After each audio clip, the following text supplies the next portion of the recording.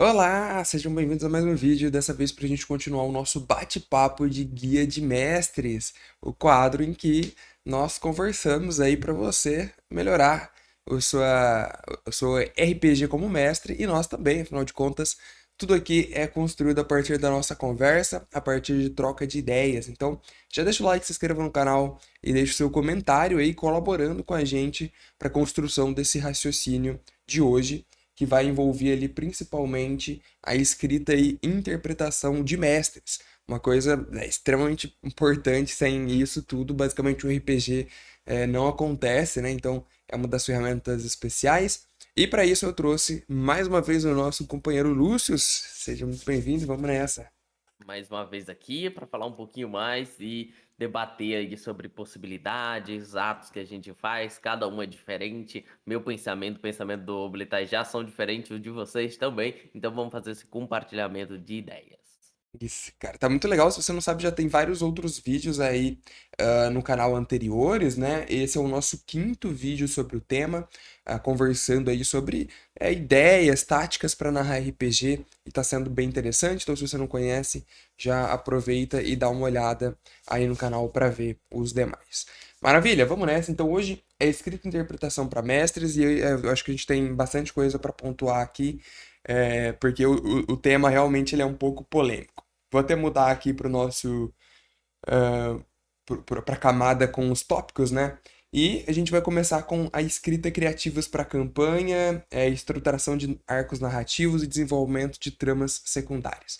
Eu queria abrir esse tópico aí de escrita criativa, é, dizendo o seguinte, né?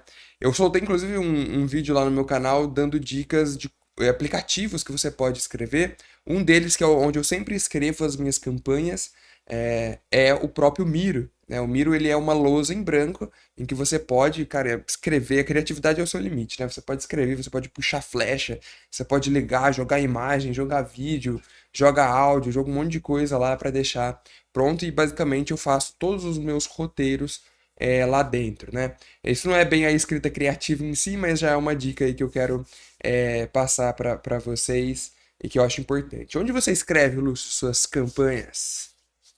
Olha, depende muito, depende muito. Eu sou uma pessoa que muda toda vez a ideia, depende do que eu quero para aquela campanha, de que momento eu tô na minha vida também. Mas é o seguinte, a maioria, eu acho, eu vou até mostrar um pouquinho aqui na minha tela para vocês. A maioria eu faço pelo celular mesmo, num aplicativo de escrita normal, se eu não me engano, esse próprio aplicativo que eu utilizo é o Samsung Notes, por exemplo, que ele é simples, mas você consegue colocar cores diferentes. Então eu separo normalmente aqui as coisas por cores e tudo mais, coloco muito linhas para separar seções e dependendo ah, da situação da minha vida, quando eu tô muito em viagem para um lado ou para o outro, isso aqui é o que me salva, porque o celular tá sempre na minha mão, eu posso sempre conferir, editar e tudo mais. Eu não faço aquela escrita de roteiro bruto, sabe? Que você escreve parágrafos e parágrafos, eu faço por tópicos e Sim. tal. Mas depende muito, tá, gente? Tipo, existe outros RPGs que eu criei utilizando o Scrivener, se eu não me engano, é assim que se fala, Scrivener. Que já é um aplicativo mais para escritor mesmo, que eu utilizei bastante ele por um tempo, mas eu acho que atualmente o Samsung Notes, assim, ou qualquer coisinha assim que você possa anotar, principalmente que você possa utilizar outras cores para poder te ajudar, já te faz estar sempre rodando e escrevendo. Eu também tô atualmente tentando dar uma passada para escrita em papel mesmo. Eu tô tentando desenvolver um pouco isso, porque eu acho que ajuda em decorar, você escrever as letras e tudo mais, ao invés de só digitar num teclado. Então, ajuda você a aprender, talvez, até mais do que você queria dizer ali da sua campanha e decorar o teu, entre aspas, roteiro. E às vezes eu também escrevo no WhatsApp, com um grupo fechado só pra mim, e vou escrevendo lá. Às Sim, vezes tem disso, depende muito do RPG. Mas atualmente é mais Samsung Notes mesmo, coisa normal. legal. Muito bom. Eu também, né? Eu geralmente deixo a versão oficial sempre no Miro, aquela prontinha que eu vou seguindo durante as sessões, mas eu gosto muito de escrever no caderno. Então eu tenho uns cadernos velhos aí da época de escola ainda, que tinha muita página sobrando, da faculdade, então um monte de página que a gente nem usava. E aí eu pego, rascunho lá primeiro a ideia, o que eu quero, a ideia de personagem e tal. E depois eu passo a limpo pro Miro, deixando a coisa mais organizada, né? Comentem aí como que vocês fazem, como vocês costumam fazer. Mas escrita criativa não é isso, tá? Escrita criativa esse foi um parênteses que a gente abriu. Escrita criativa é você conseguir escrever algo que seja de fato ali envolvente, que prenda a atenção das outras pessoas que estão lendo, ou no caso, né, que estão prestando atenção na sua narração ali enquanto RPG de mesa. E aí, nós temos várias fontes para tentar argumentar sobre isso, e eu marquei aqui algumas coisas que eu acho muito importantes, né? A primeira coisa que sempre me ajudou muito na escrita criativa, ou seja, você ter ideias que prendam as pessoas, a atenção das pessoas, é você ter referências. A gente já comentou isso aqui em outro vídeo, né, em outro módulo, em que comentamos que a leitura de livros de fantasia, principalmente quando você está tentando escrever um RPG de fantasia, tudo isso é muito importante. E eu estava ressaltando muito isso agora, estou até pensando em fazer um vídeo só sobre esse tipo de livro, que é o seguinte, tem os livros de fantasia que são os livros farofa. Tá? O que que são esses livros farofa? Não é tipo um Senhor dos Anéis que, nossa senhora, vai mudar como você vê o mundo de fantasia. Não, é aquela fantasia, cara, que é bem mediana, assim, mas que ela traz vários outros elementos que por mais que você nem lembre, depois que você fecha o livro ali, que você nem guarda isso, aquilo fica no seu subconsciente como referência. E aí você acaba pegando alguma característica daquela fantasia farofa para colocar em algum personagem seu, algum NPC. E isso acaba sendo, cara, muito importante, né? Quando eu parei para pensar nisso, eu vi o quanto disso realmente acaba influenciando na minha narrativa ou na minha construção de NPCs. Então, por exemplo, tem ali o que que eu considero como uma fantasia farofa, tá? Não quero dizer que é ruim, que é um livro ruim. Mas não é, como eu disse, não é um Senhor dos Anéis da vida. Que é, por exemplo, o Trono de Vidro. Tá? Trono de Vidro, pra quem não sabe, é uma série gigantesca aí de 9, 10 livros. Tem 8 livros oficiais e aí tem uns extras e tal. Que é um livro de fantasia que envolve muito romance também. E existem milhões de personagens nessa série. E a você lendo aquilo acaba absorvendo, por mais que eu nem lembre direito da história, de como as coisas funcionaram e tal, o caminho seguiu, eu tenho as características dos personagens lá comigo. E isso acaba sendo importante para dar vida aos NPCs, né? Então eu acho que ter referência é uma primeira coisa ali muito importante que faz muito sentido dentro disso. O que que você acha, Luz? Referência é de extrema importância, ok? Eu sou a pessoa que, na maioria das vezes, por não ser tão apegado à leitura, especialmente pela dislexia, que complica a minha vida em uns 80% nessa parte, hã, eu sempre recomendo para vocês, se vocês não gostam de livros, se vocês não pegam livros, pelo menos assistam, séries só que com um pensamento diferente. E aí, mais uma vez, trazendo coisas da faculdade que me fez pensar e raciocinar de forma diferente. Eu fiz uma matéria baseado praticamente ali em audiovisual, cinema, e ele sempre falava sobre tire as estruturas plásticas de um filme e assista ele sem isso. O que que são as estruturas plásticas? É tipo, você tá assistindo um Thor, pronto, você tá assistindo o Thor 1. Pegar essa referência, mas você pode pegar qualquer outra referência aí e aplicar essa mesma coisa. O que que Thor 1 é? É um filme de super-heróis, numa cultura nórdica, que a gente passa por um arco de um personagem que vai pra Terra e tudo mais, e que deixa de ser uma grande figura de Deus. Mas e se você pensar em imaginar essa obra tirando essas estruturas plásticas?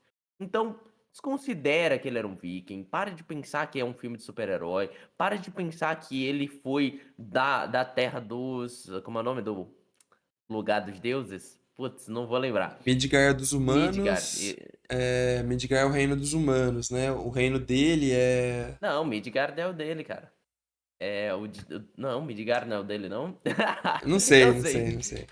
Ok, bom, seguindo ali. Então ele sai do reino dele pro reino dos humanos, para de pensar nisso. Pensa que o filme por exemplo, muda as estruturas plásticas. É um filme de um mochileiro que foi para um novo lugar, uma nova terra, que ele não entende a cultura. para de pensar no Chris Hemsworth lá, o loirão, o forte e tudo mais, e pense em outro personagem no lugar. E perceba que mudando os elementos plásticos, você cria um novo filme com a mesma narrativa. A vingança de um irmão com raiva de seu outro irmão, com raiva de seu irmão, claramente. E quando você começa a pensar um filme assim, você percebe o como você pode transformar um filme usando a mesma trama e narrativa em outra coisa totalmente diferente, e isso é RPG de mesa também. Se você pega uma ideia sobre algo e você muda as estruturas dessa ideia, você consegue criar um RPG muito legal, assim, seguindo a obra, que pessoas muito focadas e muito ligadas nessa obra que possam estar na sua mesa pode falar: "Pô, isso é uma referência a tal coisa". Eh, e você consegue fazer muito isso. Eu já fiz isso, eu já fiz, sessões de RPG minha, né, sessões, tipo, 3 sessões, que eu peguei um filme, tirei as estruturas plásticas e literalmente o filme, né, era um RPG de super-herói que eu jogava, eu peguei um filme de super-herói com base e eu fiz isso. E aí teve um jogador que no meio falou: "Isso daí tá lembrando tal filme". Aí eu mal Na sabia ele mosca. que literalmente eu peguei um filme e fiz isso mesmo. Então, Cara, é muito legal. é só uma ideia, logicamente, para quem não tem tanta questão de leitura, não gosta tanto de ler e ler e ler, você também tem essas outras técnicas que você pode fazer. Não é só assistir um filme, e assistir o filme tem uma referência agora. Lógico que você vai Sim. pegar algumas, mas se você pensa, se você desenvolve, se você martela o seu cérebro para pensar aquilo de outra forma, te ajuda, ok? Que praticamente é o que o livro faz com você. Você precisa imaginar, você precisa desenvolver. E quando você assiste um filme, você para de utilizar tanto do seu cérebro assim, né? Você desliga o cérebro e vai pra porradaria do filme. Então é importante você ter essas outras técnicas e táticas para poder pegar inspiração. Legal, uma perspectiva diferente de olhar aquele filme e ver. E isso entra muito no arco narrativo, né? Porque se a gente tirar essa camada nórdica, inclusive eu precisei, né? Asgard é o reino do Thor, Midgard é o dos humanos para onde ele Isso, então vem, você né? tava certo. É, o, O que que eu ia dizer? Ah, a estrutura do arco, né? Se você tira essa perfumaria de tipo, ele é um deus nórdico e tal, e você olha só pro seco do roteiro, o arco narrativo do Thor é esse, né? É um desconhecido, que ele vem pro mundo desconhecido, na verdade, e ele vai tentar achar o seu lugar, tentar descobrir o objetivo que é recuperar o martelo e voltar pro mundo dele. Então a estrutura do arco narrativo é: o personagem sai de um lugar A, chega no lugar B e precisa fazer C. Então é meio que isso, e aí você vai colocando camadas, né? Mas só para fechar a questão da escrita criativa, eu acho que a outra dica que a gente pode dar é prática, né? Além de você ter referências que vão te ajudar a compor todos esses cenários, esses elementos, o que vai te ajudar a melhorar na escrita criativa é prática. Então, tipo assim, eu vejo muito a galera, principalmente a galera mais nova, né, que acompanha o canal, quando começa a querer narrar RPG, já quer fazer, cara, uma campanha longa, com vários objetivos, camadas e tal. E eu acho que a gente precisa ter um pouco de humildade, né, dar um passo atrás e, pô, vamos fazer uma coisa mais simples primeiro, vamos desenhar um negócio ali, um objetivo rápido, a gente resolve em uma, duas sessões, pega o feedback do que a galera achou, sem medo de ser criticado, vamos tentar melhorar na próxima. Aí você vai e escreve ou reescreve aquela história para um outro grupo, já com algumas melhorias aplicadas, né? Isso acaba ali ajudando bastante também. É, Bora falar de estrutura então de arcos narrativos, tá? A gente comentou rapidamente sobre isso em outro episódio também, mas o arco narrativo é isso, né? É literalmente você pensar do seu personagem e para onde você quer levar aquela história, para onde você quer levar aquela situação. E a gente comentou disso quando a gente falou de conflito, né? Porque o que vai mover um arco narrativo é sempre o conflito. Você sempre tem que ter um problema, por mais dócil que esse problema seja. Se vocês não sabem, o conflito ele está presente inclusive em livros de romance que não tem luta épica, não tem nada disso, mas o conflito ele é sempre essencial para você movimentar a história de um lugar para o outro. Então a estrutura do arco narrativo eu penso sempre muito nisso. Eu sempre penso, primeiro da onde meus personagens vão sair, né, de onde a minha história vai começar, qual vai ser o conflito que eles têm que resolver e aonde que esse conflito vai acabar levando eles. Eu sempre penso assim para desenvolver um arco narrativo. E quando a gente faz uma história de mistério, por exemplo, que é bem típico aí de Ordem Paranormal, por exemplo, eu sempre gosto de pensar ao contrário, né? o resultado primeiro, qual que é a conclusão desse mistério, vai levar a isso. E aí você faz o caminho contrário para ir distribuindo pistas. Eu acho que isso sempre me ajuda a fazer a coisa mais redonda e sem deixar pontas soltas, né? Que esse ali é um grande problema. O que que você acha, Lúcio?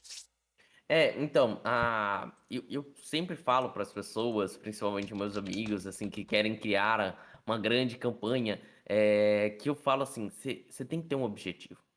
Porque se você, como mestre, não sabe assim o objetivo que você quer com essa campanha, para que você quer fazê-la, você vai se perder no meio dela. Os jogadores não vão ver um sentido em prosseguirem juntos, talvez se dividam e coisa do tipo, e cause problemas. Então, esse pensar o final e voltar ao começo é muito importante. Quero fazer uma campanha onde os jogadores vão matar um dragão, porque eu quero fazer um combate com um dragão.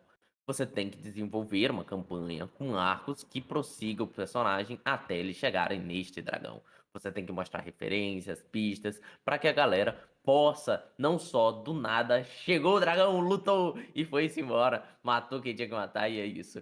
Então, muito importante esse pensar começo, meio e fim. Normalmente eu escrevo assim meus RPGs, eu penso normalmente no começo, depois vou para o fim e aí construo o começo para praticamente construir uma ponte. Eu sei o objetivo final, eu sei de onde eu saio e aí agora é o momento de fazer a ponte. E essa ponte, ela pode no meio do caminho tomar uma outra curva, ela pode virar para um lado, para o outro, mas que ela sempre se direcione ao final ou pelo menos a um final alternativo desenvolvido pelos players, que isso aí é debates para outros momentos também. É, bem isso mesmo.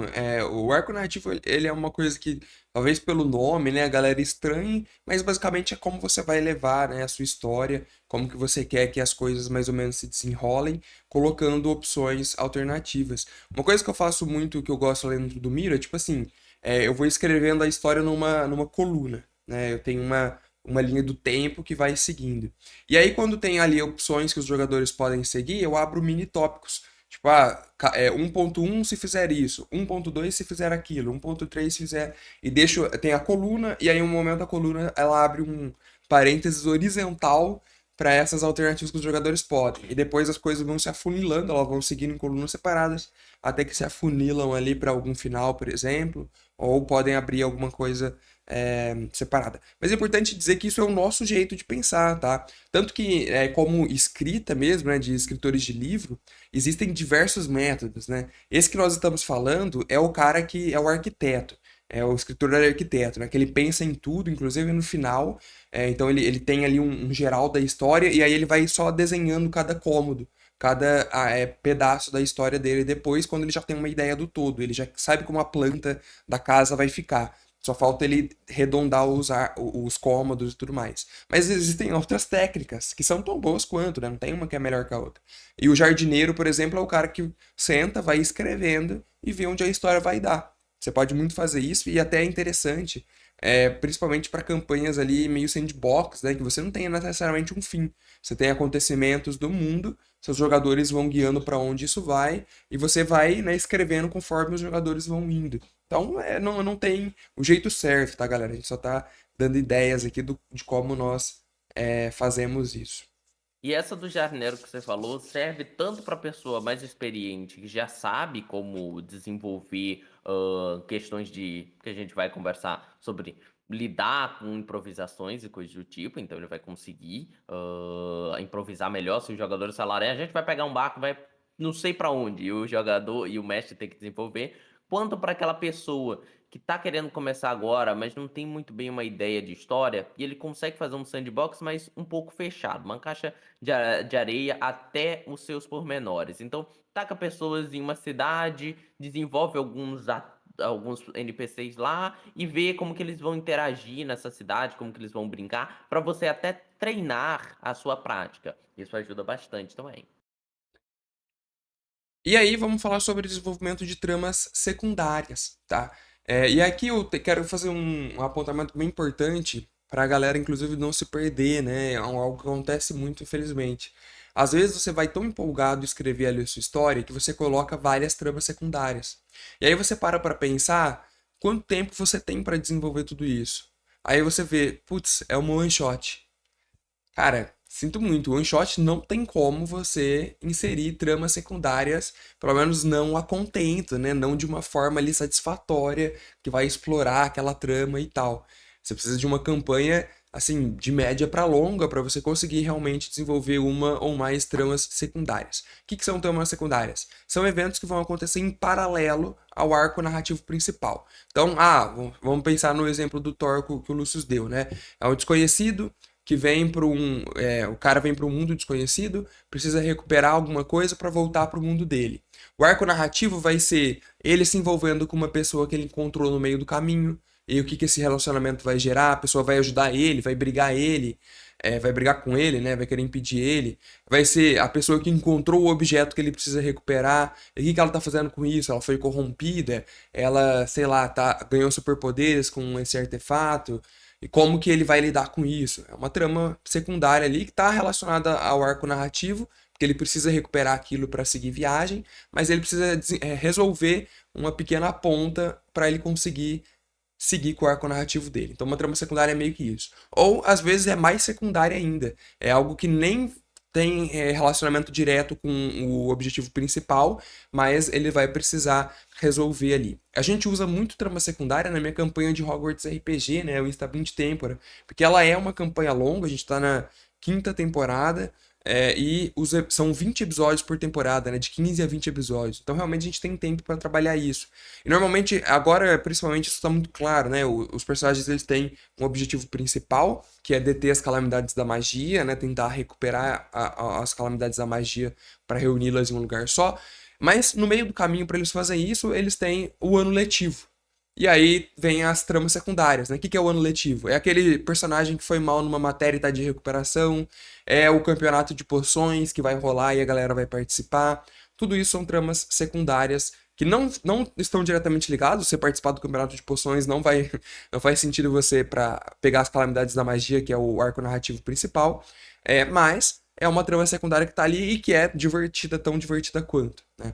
Então, você precisa de duas coisas, na minha opinião, para você fazer uma trama secundária interessante. Primeiro, tempo para desenvolver isso tudo. Esse é o seu principal ponto. E depois que ela seja realmente interessante a ponto de agregar para a história, mesmo não estando ligada ao principal. O Campeonato de Poções, por exemplo, ele não está ligado ao arco principal, mas ele dá habilidades ali para os jogadores, permite que eles conheçam poções novas, que no futuro pode ser que ajude eles, né, no arco principal. Então é meio que uma coisa que vai acabar, querendo ou não, influenciando a outra, mesmo que indiretamente. Isso, várias séries têm arcos narrativos, o filme normalmente não tem tanto, por exemplo, filmes assim, já que precisa ser mais direto, e principalmente jogos dão dicas de como fazer um arco, arcos secundários ou coisas do tipo, bastante interessantes, né. E é como o Blitai falou, você precisa de tempo para preparar para isso, às vezes os jogadores acabam criando isso, às vezes na história que o jogador te passa do personagem, você já percebe que tem como você criar uma coisa secundária, ok? E cabe a você sempre estudar, pensar em possibilidades, ver uma forma de utilizar. E como ele falou, você tá numa one shot, você não vai conseguir fazer. Uma one shot é como um filme, você não tem tanto tempo para parar e puxar para esses arcos narrativos que sejam grandes, né? Essas coisas secundárias. No máximo, se for uma pequena conversa. Tipo, um personagem fala que tem uma pessoa mal resolvida. Você coloca essa pessoa só pra debater ali com o personagem. Mas não dá pra você fazer um grande desenvolvimento por trás em campanhas pequenas, não. É praticamente impossível. Cara, você precisa. E a gente tem que tomar cuidado também, que foi um erro que eu já cometi muito, que é de você querer colocar tanta coisa e acabar deixando seus jogadores mais confusos do que entretido. Na primeira temporada do Hogwarts RPG aí, foi minha campanha lá de 2020, a gente colocou tanta coisa, cara, que ficava difícil a galera assimilar o que estava acontecendo. A mesma coisa foi com as primeiras versões do Igreja Silenciosa, né? Tinha tanta coisa ali acontecendo ao mesmo tempo que a galera não sabia o que fazer primeiro.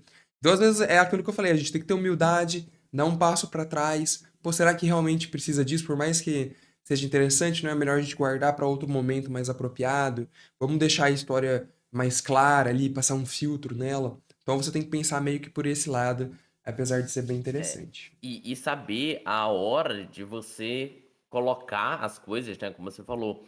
Em Igreja Silenciosa, você deixou bem óbvio e claro pra gente, e faz um tipo de mestre que eu gosto, né, que é o mestre que ele é transparente, ele para e explica, né. Onde você falou: "Nem todo mundo vai ser desenvolvido na primeira temporada", Não tem porque é um como. RPG pensado em mais temporadas. Então, se eu não falei da história do teu personagem, da história desse outro personagem, trouxe ela pra trama, é porque ela vai aparecer depois. Porque se eu Exato. coloco tudo isso agora, o RPG vai ter que ter 20 episódios ou mais, né, muito mais no caso, e no final das contas, quando a gente for pra segunda temporada, a vida de todo mundo já tá resolvido.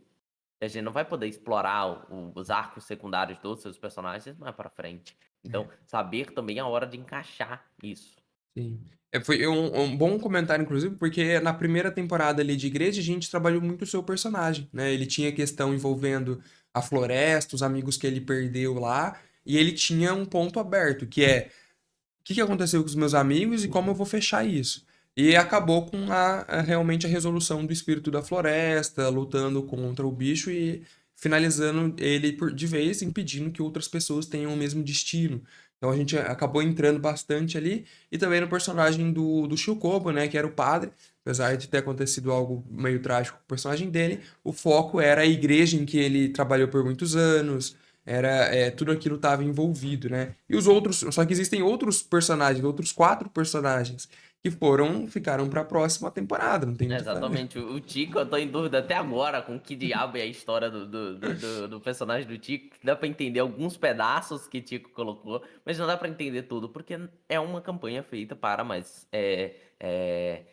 pra mais temporadas. Se Exato. fosse literalmente você falasse: "Acabou aqui", e é isso, e você não tivesse falado: "Ah, então o plano é ter mais temporadas". Se você tivesse falado: "Ó, não, o plano é uma só", e a gente ia terminar meio que tipo: metade dos personagens não foram nem desenvolvidos, a gente não entendeu a história de ninguém e tal. De quase ninguém, né, 2 personagens ali, mas já que o plano era mais, isso muda a ideia do conceito como um todo. Ia deixar a desejar, né? Muito bem, então vocês têm que pensar com muita parcimônia na hora de introduzir ali tramas secundárias, né? Pensem com carinho. Mas vamos para o próximo tópico, falar agora de interpretação de NPCs, né? Personagens não jogadores. Que isso é bem interessante. Cara, o Lucius faz um negócio que é genial quando ele vai interpretar criança, velho. É a melhor interpretação de criança que eu já vi na minha vida. Porque o cara muda tudo. Ele muda o jeito, parece que muda a mentalidade com que o personagem age. É algo incrível. Eu nunca vi nada nesse tipo, né? E aí eu acho que vem uma coisa que é claro, mas eu vou perguntar mesmo assim, né? Voz e comportamento, né? Eu sinto que você muda bastante isso na hora de puxar a interpretação de um NPC.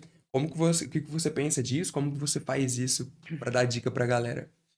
Olha, então, existe formas, tá, gente, eu já indico pra todo mundo, existe formas, existe como você fazer NPCs sem utilizar voz, ok, gente? Vocês não precisam disso.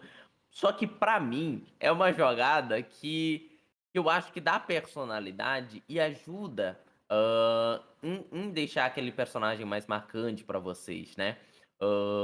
Eu acho que hoje em dia eu já não consigo mais tantas vozes, mas antes eu praticava muito, sabe, tipo assim, eu pegava cada NPC e tentava e ficava ensaiando ali no espelho mesmo pra tentar fazer cada um ficar diferente. Hoje em dia eu acho que eu vou mais no improviso e menos nisso, mas eu pelo menos acho bastante importante você pensar na mentalidade do personagem. Então, tem um personagem 99% de Nex, né, tem poucos NPCs ali, mas os 2 principais ali que aparecem são totalmente diferentes. Então eu peguei um personagem que é mais arrogante e tudo mais, e quando alguém tentar ir contra as ideias dele, na maioria das vezes ele fica calado, ele não se importa com o que você fala, porque não é o jeito dele ser um discurso de ir pra baderna e debater contra você. Ele dá os seus argumentos, se você não aceitou, é isso, ele sai. Então pensar nesses comportamentos, né, nem todo NPC vai ser aquele que vai ficar debatendo o tempo todo com os jogadores. E a voz, pelo menos pra mim, é algo que eu fico bastante importante, né. Essa de interpretar criança, por mais que eu acho que a maioria das minhas crianças fiquem muito parecidinha, não sei quando eu faço uma criança mais tristinha e tal, hã É muito pensar na mentalidade, que uma criança não é igual um ser humano. Então ele fala: "Mas bestinha, eu gosto de olhar pra baixo quando eu tô fazendo de criança, porque criança não tem, assim, uma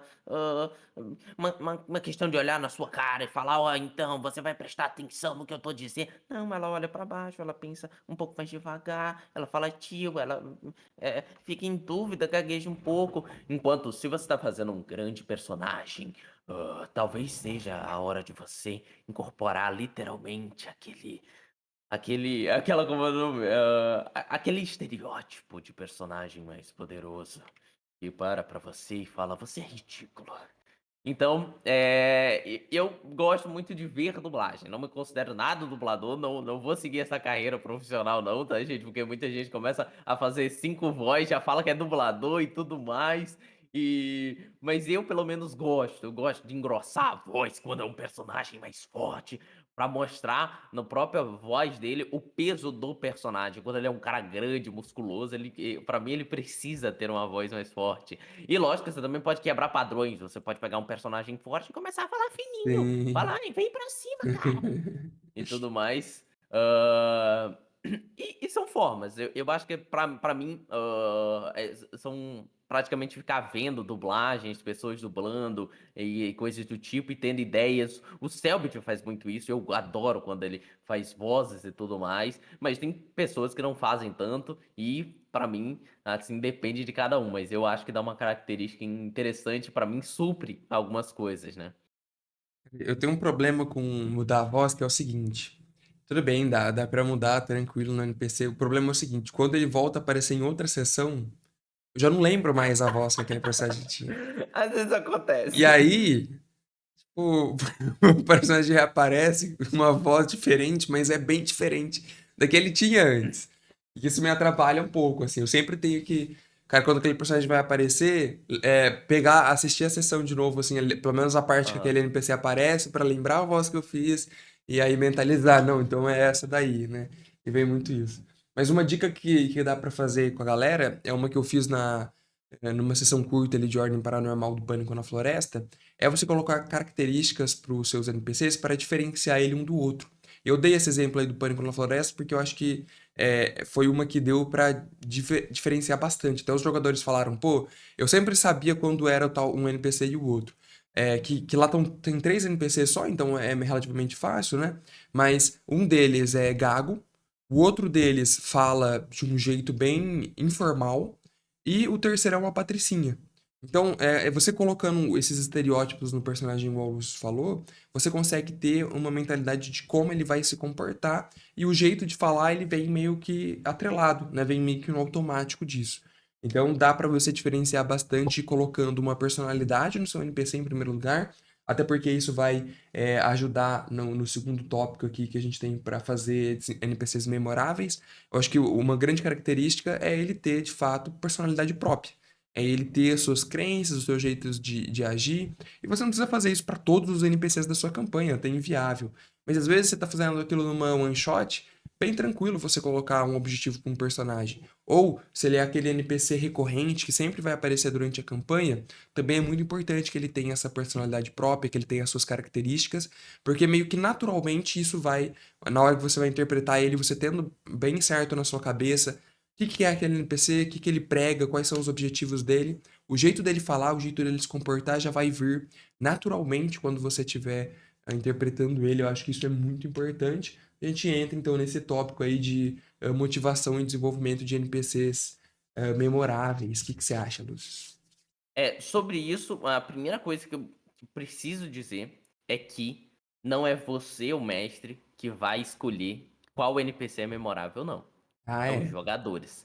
Você pode se empenhar, fazer o NPC que você acha mó legal, e às vezes eles vão gostar do personagem da taverna, o garçom que foi até a mesa deles, e um deles acabou conversando alguma coisa, ele deu uma resposta interessante e a partir dali virou amigão. Às vezes aquele NPC não tinha nome, tá? Então eu tenho exemplos, tipo, eu fiz uma campanha de Vikings uma vez, e quando eu fiz essa campanha, uma coisa aconteceu que tinha um NPC sem nome, eu falava assim: "Ah, vocês têm várias pessoas no barco". E aí eles foram falar: "Eu vou chamar um garoto, assim, mais novo, eu vou fazer ele fazer tal coisa, limpa o barco". Aí outro cara foi e falou: "Eu vou pegar esse menino aí também", e falar: "Ó, sobe na vela ali". E começaram a fazer isso com o personagem até o momento que ele teve que ganhar um nome. Porque toda vez que eles precisavam de alguma coisa no barco, eles botavam nesse garoto pra ele ter que fazer. "Não, vai ser o garoto, vai ser o garoto". Aí a gente ficou zoando: "Não, o garoto tá começando a ficar forte a cada dia que passa, que vocês passaram semanas no mar e o garoto fez tudo pra vocês". E ele não tinha nome, ele era pra ser um random do barco, mas ele ganhou porque por algum Acontece. motivo eles quiseram bulinar o personagem ali. E já teve outros personagens que eu desenvolvi arcos e tudo mais, e que acabou nem sendo desenvolvido quando eu percebi que os jogadores não foram com a cara dele, não quiseram seguir o personagem. Então, você já tem que ter isso em mente, ok? E outra coisa, para que eles sejam memoráveis, como o Blitai disse, é que eles tenham, logicamente, ideias próprias. Nem sempre ele precisa ter uma grande história por trás, tá? Às vezes a história dele nem precisa, mas um personagem que tome partido, que tome lado, que quando tenha que resolver algum problema, ele não vá, ou Maria vai com as outras, isso já cria uma personalidade deles. Então, já tive personagens onde tinha um âmbito militar, onde todo mundo ali, os jogadores odiavam esses militares, e um militar foi bom com eles. Um militar ajudou eles, falou: "Não, eu acho que os seus argumentos fazem sentido, vocês falaram que não são culpados disso, eu acho que faz muito sentido, tudo tá batendo, a história de vocês tá batendo, e ele não foi arrogante com os personagens. E eles acabaram criando um laço com esse personagem, porque ele foi o único entre os outros que foi diferente. Então ele se destacou e acabou ganhando uma questão de ser memorável. Já teve mais de uma vez jogadores virarem o vilão final da campanha para outro personagem, porque eles Nossa, isso deram é muito tanto, legal. eles ficaram muito mais com raiva de um personagem no meio da campanha do que com o que seria o vilão final. E você consegue fazer isso de várias formas. Um vilão de uma das minhas campanhas de Final Fantasy, a galera gostou dele porque ele foi honrado. Ele não veio matar ninguém. Então toda vez que ele zerava a sua vida, ele só te desmaiava. Ele não veio ficar matando os personagens. E a galera ficou: "Putz, quero encontrar esse cara de novo e lutar com ele de novo pra ver se dessa vez a gente ganha". Então tem essas partes bem interessantes que vocês podem trazer. Mudem os seus personagens. A partir do momento que eu criei um personagem que não tava mais matando eles, eles gostaram. É um personagem que tava vindo pra tentar matar. Eles já mudaram as ideias dele. Então, você consegue fazer isso com personagens que quebram a bolha, que mudam do padrão e que têm posições, ok? Que tem posições. Legal. Eu acho que a questão de você fazer um NPC memorável é você conseguir trabalhar ele também junto com os jogadores, fazendo ele viver momento com os jogadores. Então, tipo, ele partiu numa missão junto com a galera e viveu aquilo, mas não, tipo assim, de modo secundário, né? Ah, ele tá ali e isso. Não, quando ele age ativamente na missão para ajudar a galera e fazer parte da história, de um modo que, quando a galera for relembrar aquela história para contar para alguém, intrincadamente vai estar aquele NPC lá. Mais uma vez, né, no Hogwarts RPG, eu falo muito do Hogwarts RPG porque eu tenho muita, é uma campanha muito extensa, tem muita bagagem, né, para falar sobre isso. Lá tem um personagem que é o Thomas Potter, que ele era um aluno que tá desde o primeiro ano com a galera. E ele aprontou várias lá. Ele tem aquele estereótipo de ser meio burro, assim, mas mentiroso, ele gosta de contar umas histórias que nunca aconteceram e tal. E ele faz isso junto com, no meio dos jogadores, ali espalhando uma desinformação que é mais engraçada do que desonesta. Ele acabou criando momentos com os jogadores, se tornando extremamente relevante para isso. E aí, quando alguém precisa de alguma coisa, eles sempre recorrem a esse NPC porque ele é o primeiro a ser lembrado. E aí você sabe que você realmente conseguiu fazer um NPC ali memorável, né? Você conseguiu fazer alguém que os jogadores realmente se importam. Isso é muito difícil, tá? Porque eu acho que primeiro para os jogadores se importarem com um NPC, eles têm que se importar com a história. Então, se você não tiver isso, dificilmente você vai fazer aquilo acontecer, né? Então, o fato do NPC às vezes se sacrificar, para os jogadores, tipo, beleza, aconteceu, né? Tipo, uma pena, mas vida que segue. E não é algo que eles vão sentir o baque. Então, é algo que eu tentei fazer, por exemplo, lá no Igreja Silenciosa com o Mário, né? Que era interpretado pelo Sérgio. Essa é uma técnica muito legal também, que eu queria deixar a dica. Às vezes, para você criar um NPC memorável, vale a pena você chamar alguém, né, algum amigo de fora, para fazer uma participação especial naquele personagem. Primeiro porque imediatamente os jogadores já vão associar aquele NPC como alguém diferente, porque não é o mestre que está fazendo ele, é uma terceira pessoa. E isso já, na cabeça, no subconsciente da galera, já vira alguém diferente da campanha, né? Por mais que ele seja um NPC, ele se torna bem diferente e essa pessoa que vem para fazer essa interpretação especial, ele consegue também colocar características que são exclusivas dele, que o mestre nunca ia conseguir replicar de forma natural, e ele traz esse frescor fazendo o NPC, por mais que eles não se apeguem ao NPC, eles vão saber que aquele NPC é diferente. Porque a interpretação dele é completamente diferente, a voz, o jeito de agir e tal, porque é outra pessoa realmente que está fazendo aquilo. Então também pode ser uma ideia bacana. Se você conhece várias pessoas aí, chama um amigo para fazer aquele NPC, pode ser bem interessante para ele imprimir uma personalidade nova nele.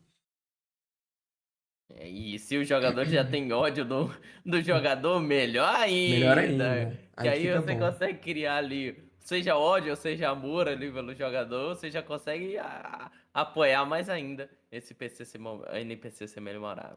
Exato. E aí, para a gente fechar, vou até mudar a tela aqui, nós vamos falar sobre a improvisação e flexibilidade, ou seja, coisas que acontecem do nada. E eu tenho uma boa dica aqui que sempre funciona para mim, que é o seguinte: quando você é pego ali diante de uma ação inesperada, tipo um jogador vai falar com alguém que, cara, não estava previsto, não era para ter esse tipo de informação, ou quando ele pega para fazer algo que realmente foge do roteiro, eu sempre apelo pro humor e costuma dar certo. Então, ele vai falar com um NPC que, cara, se não estava previsto, cara, põe esse NPC como um verdadeiro bobão ali, um palhaço. Normalmente costuma dar certo e gerar cenas engraçadas ali para tentar resolver aquilo. E manter a coerência narrativa nesse tipo de improvisação, ele é um pouco estranho, assim, é um pouco diferente, porque você precisa. Vamos supor que ele vai atrás de um NPC que você não esperava para conseguir uma informação que é crucial para o arco narrativo principal da campanha. Você manter a coerência narrativa daquilo, então vamos supor, uma informação, os jogadores querem uma informação que não é para eles obterem naquela hora. Como que você vai fazer para isso, né, não dar errado, para não destruir a sua coerência narrativa? Você tem que agir rápido, então esse é um problema, porque muitas vezes a gente comete deslizes nisso, de pensar rápido e dar errado. Mas talvez seja, o cara falar assim, eu não sei essa informação, mas eu conheço o fulano que sabe. Já ajuda você rapidamente a colocar as coisas em volta no trilho, mas a principal técnica para você improvisar em ações inesperadas é prática, né? Eu acho que não tem muito como fugir disso. É você sendo colocado na parede diversas vezes, tentando manejar. Às vezes vai dar certo, às vezes não vai dar. No RPG de mesa, isso é muito volátil, né? É muito difícil a gente ter controle sobre isso. Você tem que ser paciente e tentar seguir adiante da melhor forma possível. É muito prática, como o Blitai falou. Assim, existe técnicas, sim, que nem o Blitai falou, a de comédia, que eu achei interessante essa daí. Deve ter Põe um uma bobão lá e vai. aplicabilidade de muito interessante, né?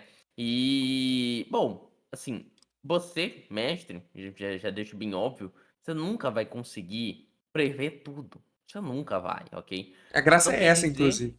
isso. Não quer dizer que você não possa ter algum certo planejamento ali, tipo, por exemplo, muito mestre às vezes quer botar, por exemplo, o boss final para ver os jogadores, tipo, na primeira sessão, na segunda, ali. Só que às vezes, se você bota ele, por exemplo, sozinho ou num momento assim de fragilidade, sabe o que seus jogadores podem pegar e avançar nele e mudar toda a trama. Ou você vai acabar matando todo mundo, ou vá se ter ali um combate que o boss morra na primeira sessão, se não for um RPG que tem evolução e progressão de nível, né, se for um RPG que não tem tanto disso, né. Então, pensa bem antes de você fazer uma cena que dê tantas oportunidades para o jogador. E também, uma coisa que eu gosto de falar para mestres, principalmente se é uma questão de força, né, tem um inimigo com muita força, um inimigo muito forte, demonstre que ele é forte, porque às vezes seu jogador não entendeu. Aí ele vai lá, corre, dá um problema aqui só, e você pra desfazer esse problema é muito difícil, mas existe sempre a técnica da prisão. Deu errado, joga os personagens na prisão, termina a sessão aqui e na próxima sessão você pensa: "Como que eu vou voltar eles para o trilho?". Então você fala: "Eles vão ter que sair da prisão de alguma forma, ir pra cá e tudo mais". A técnica da prisão também é muito boa. Deu errado, cadeia ao invés de execução ali na hora, tá. Então você também tem formas de dar um jeito de fazer encerrar se for um problema muito grande, a sessão encerrar, para que você tenha aí tantos dias de pensamento de como retornar. Mas é prática, aplique em campanhas longas, em campanhas curtas, é super necessário a prática, senão realmente não dá, para você pensar tanto em tão pouco tempo. É muito isso mesmo, não tem. Da questão de improvisação, galera, é treino, né? É treino e prática, você passar por aquela situação diversas vezes e ter que se virar, mas muitas vezes acabar abraçando a ideia também. O jogador ele vem com uma ação inesperada que muitas vezes pode ser interessante, pode ser boa. E você, putz, saiu do roteiro, vou negar rápido para voltar. Não, às vezes pode ser que o jogador ali numa ação inesperada tá abrindo um caminho que é interessante de ser trilhado. Então eu sei que é difícil a gente falar isso em cima da hora, assim, porque você tem que pensar muito rápido, né? Quando aquilo tá acontecendo em meia sessão, é difícil você parar pra pensar. Ainda mais quando tá fazendo live, porque é aí que não pode parar mesmo. Ou você puxa um intervalo ali na hora pra ver e pensar, ou você tem que, cara, agir rápido e ver. Vou abraçar a ideia, não vou. Na maioria das vezes acaba sendo interessante você abraçar pra ver no que vai dar. Até porque a gente já comentou aqui em outros vídeos que o mestre ele não tem que resolver todos os problemas.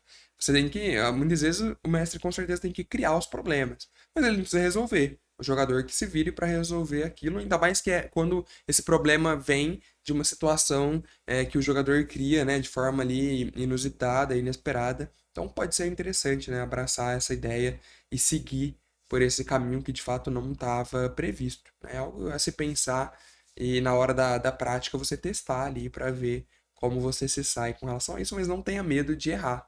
Fala, pô, Exato. galera, eu sei que eu falei isso daí, mas, cara, não deu certo, não ficou legal, não é assim. Tudo bem a gente voltar, cara, vamos esquecer isso aí, voltar, não tem problema também, acontece. Vamos passar uma borracha nisso. Você não tá escrevendo em pedra, né? Pensa nisso.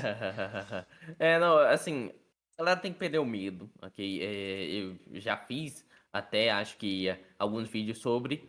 Tem momentos que você tem que dar um pause da campanha pra você repensar o que que tu quer com ela, se você tá perdido. Tem momentos que uma campanha chega ao fim antes dela chegar realmente ao fim. Existe cancelamento de campanha. E antes eu me sentia muito pesado por fazer isso. E hoje em dia eu sei que às vezes precisa acontecer. Às vezes aquela tua ideia, a tua vontade se foi. E é hora, talvez, de mudar. Mas não é isso aqui, uma discussão. Eu só parei aí pra abrir esse abre aspas aí, mas também não quero deixar ninguém com medo. Ah, deu errado uma coisa, vou desistir. Não, tenta seguir, cara. Vai, sei lá, os jogadores se mataram no vilão. Morreram todo mundo, cria novos personagens, cria parentes dos personagens que morreram pra ter mais peso do porquê que vocês agora querem matar o vilão. Pronto, já vai desenvolvendo aí e vencendo algumas coisas. Exatamente. É isso, galera. Então, falamos aí sobre escrita criativa, interpretação de NPCs, e improvisação, né? Eu acho que foram os tópicos aí de hoje. Muito obrigado para quem assistiu. Deixa o like, se inscreva no canal. Lúcio, muito obrigado pela participação. Seguimos aí para o próximo vídeo em que vamos falar sobre gestão de tempo, tá bom? Um abraço para vocês. Obrigado e tchau.